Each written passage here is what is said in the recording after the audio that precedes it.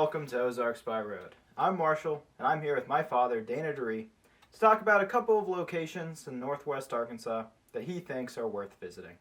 So, could you introduce yourself and talk a little bit about the places you have prepared for today?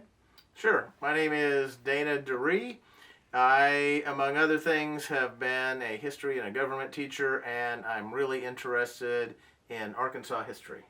Okay, so with that interest in Arkansas history, you came prepared with a couple of places that really relate to Arkansas history. What are those three places?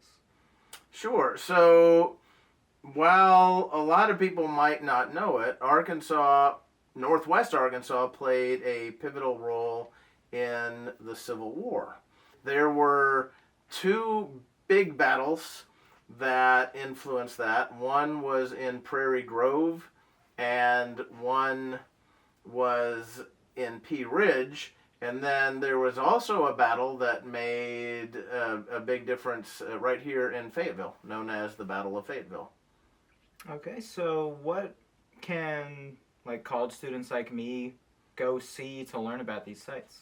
Okay, so both Prairie Grove and Pea Ridge have battlefield parks where they're beautiful parks in and of themselves out in nature, but also noted historian Emmy Deree has joined us for the conversation. There are two parks that preserve the history of these important battles.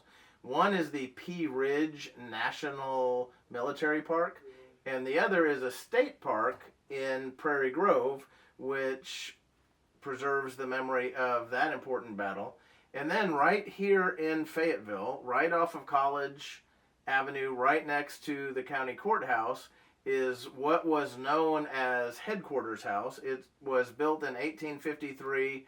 It is maintained by the Fayetteville Historical Society. It's a really neat place to visit in and of itself, just to sort of see what homes in the 1850s and the 1860s were like for well-to-do people in Fayetteville.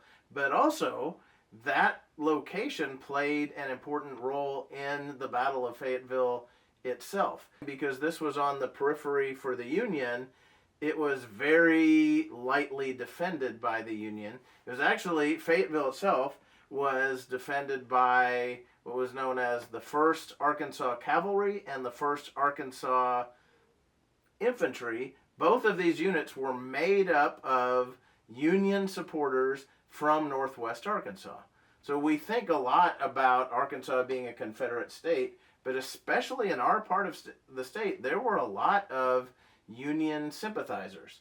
And the Battle of Fayetteville itself, this was after the Confederates lost both in Pea Ridge and Prairie Grove, but Fayetteville was very lightly defended by these local Union forces, and so the Confederates tried one more big charge on Fayetteville, which is where Union forces in the area were headquarters, at what was known as Headquarters House. This house I was talking about a moment ago. And so in April 1863, when the Confederates did their last charge to try to take over Fayetteville, they were trying to get Headquarters House. And there was a big battle. The Confederates came down off of Mount Sequoia. They did a cavalry charge up Dixon Street.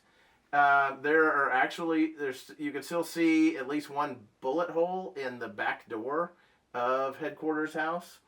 And the Union forces were able to defend Fayetteville, defend their position here. The Confederates lost. That was really their last best chance to try to control the area. For the most part, those were the three significant encounters during the war, and thankfully all three of the places are really well preserved. They're great places to visit. They're great places to learn from.